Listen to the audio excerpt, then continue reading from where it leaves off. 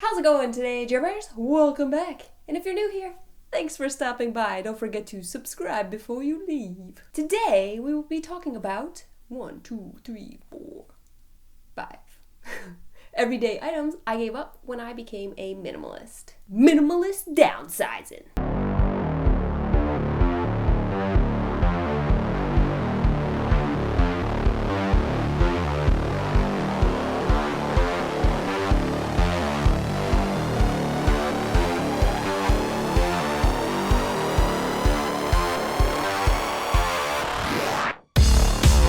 Okay, so number 1, the first thing I gave up was antibacterial soap / hand sanitizer. Hand sanitizer. Hand sanitizer. Hand sanitizer. So I stopped using antibacterial soap and hand sanitizer because actually not very safe to continue to use that over and over and over, because not only does it kill the bad bacteria on your hands, it kills all the good ones that fight bad bacteria. So when you squeeze that stuff on there, you leave yourself open. And I'm actually wondering if that has something a little bit to do with the fact that I have no good bacteria in my gut, right? Think about it, because I used to carry around those little hand sanitizers, the little thing in my pocket everywhere. Obsessed with them. Let me hand sanitize this. Let me hand sanitize this. Let me hand sanitize. Oh my gosh. I would go through that. I'd fill that back up. I'd buy a big thing of it, and I'd just be going through it all the time, using hand sanitizer, because people are gross and everything. People are gross. There is literally poo particles everywhere. But that's why you have an immune system. So I stopped using all that because it just wasn't safe, and I switched to more natural soaps at home. But before that, I will say I was using this soap in the bathroom, I was using hand sanitizer, I was using other antibacterial soap in the kitchen, which is crazy because I thought like it had to be antibacterial, or what was the point of the soap? No point. And honestly, that is kind of true, because soap doesn't kill germs, it just cleans off dirt. Didn't know that, did you? Didn't know that. The second thing I gave up were bras. I decided, why should I wear bras around when I've hated them for years? I hate buying them. I never could find ones that fit me right. Sure, that might be why I hated them, because I couldn't find ones that fit right and I didn't do it right. But I also have teeny tiny boobs. Tiny. I don't need them. I don't need a bra. This is craziness. Just because everybody wears a bra that I'm supposed to wear one too? No. So basically, I gave it up, and at first, even when I did wear them, I usually preferred to wear sports bras because those were the ones that fit. It's easier to find ones that fit like that. All the time I wasted looking for bras. It's basically when I stopped first wearing bras, I still kept one of my bras because I was like, well, when it gets cold out, like I want people to see my nips. So I keep from when it's cold out, or I have a shorter tank top on now. I'm just like, see my nips. But it was really weird and uncomfortable at first. But then, I don't know, now I got used to it. Now I feel like actually my boobs are a lot stronger than they used to be because they can fight gravity now. Challenging things that you think you have to have, but you don't really have to have. I gave it up. I was just like, why am I wearing this? I hate wearing these.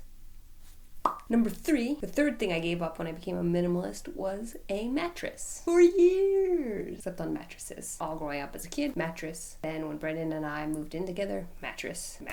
Went through a few mattresses because mattresses break really easily, especially when you move states. So that's dumb. And as I got rid of that, then we had the futon, and then when I was building the camper van, I got those camp mats, and now that's what I use. Now it's like, and even feel like I'm getting stronger that I could potentially start sleeping all the way on the floor. But I don't know. This building we have like cement floors, and that's a little too hard. I'm just gonna sleep on the camp mat. It works. It's still working. I'm not gonna get rid of it for no reason right now. But if it breaks on me, I will try it. The fourth thing I gave up was caffeine. That's right. I used to drink caffeine every single day. It's the only way I could get through most days. I was a very big fan of that awake tea. You know which one I'm talking about. You know. That one has a lot of caffeine. I've never been a coffee drinker, so that was never really an issue for me. I never really liked coffee, but I did love tea. I love me some tea. So that, and I used to love Coca-Cola. Obsessed with Coca-Cola. Love the Coca-Cola and sodas, and drinking soda all the time. Thank God that phase is over. As of more recently, when I was downsizing stuff, was drinking tea a lot. And now I've gotten rid of that down. I was even drinking kombucha a lot for a while, but that has tea in it too. And since my water fast, I've pretty much completely cut out caffeine for the most part. I've had some chocolate here and there, and then I've had kombucha once, but the effect of the caffeine on me now, it kept me up like that anxious, awful, like stressed up through the night, and I couldn't sleep, like literally laying in bed for hours and hours and hours not being able to sleep. That's how much the caffeine was affecting me. So I gave that up because caffeine, it's a drug. And you know what's crazy? If you really want to get a boost through the day that's not gonna like ruin your adrenal glands, because that's a thing too that a lot of people don't understand. It's like you're sucking that energy, like if you're pushing yourself further than you feel like you can go, you're sucking that energy from somebody else. You're overexerting your adrenal glands, and eventually it's gonna result in adrenal fatigue. And just believe me, when you get adrenal fatigue, because I've had it, like it took me like a year before I felt okay again, where I was just like not just 100% exhausted every single day. And I was still drinking caffeine during that time too, and trying to recover from the adrenal fatigue. Oh, it was unpleasant. Since the water fast, it's been a lot easier, and just that one night that I did have that kombucha, I think about that every time I think about, well, maybe I could have a little tea. I think about how much pain.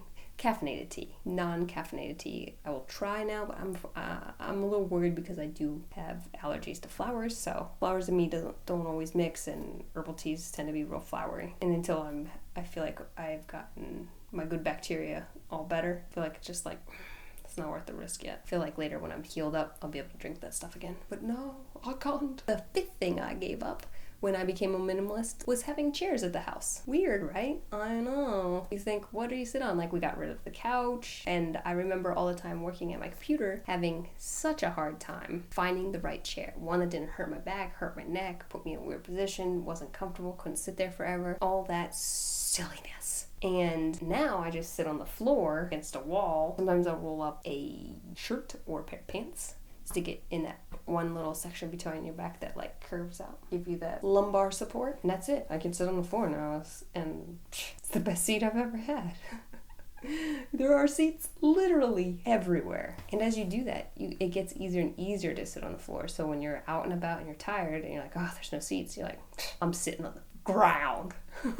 All you guys don't have seats, but I do. So there you go. There's 5 everyday items that I gave up when I became a minimalist. A little bit different, a little weird. I feel like those were some of the biggest things. Most life-changing things when I became a minimalist. This is day 30. I've done 30 videos in a row. Oh my god, how crazy is that, right? 30 videos in a row. Somehow I did it, even with all the stuff going on with freckles and not sleeping and everything. I don't know how. I don't know how I did it, but I did it. When was the last day? I feel like I should do something special, but I have a ton of video topics I want to do, so I'm not necessarily planning on stopping all this. I might take a little break to recoup, get some personal stuff in order, but I'm going to start trying to post a lot more often than just once a week. Yeah.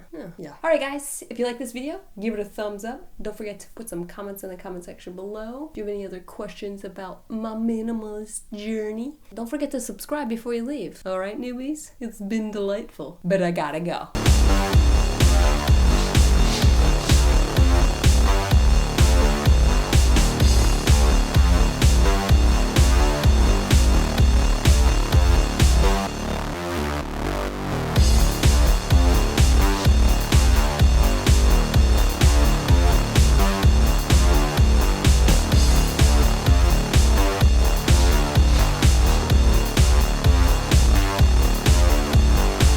Keep them separated.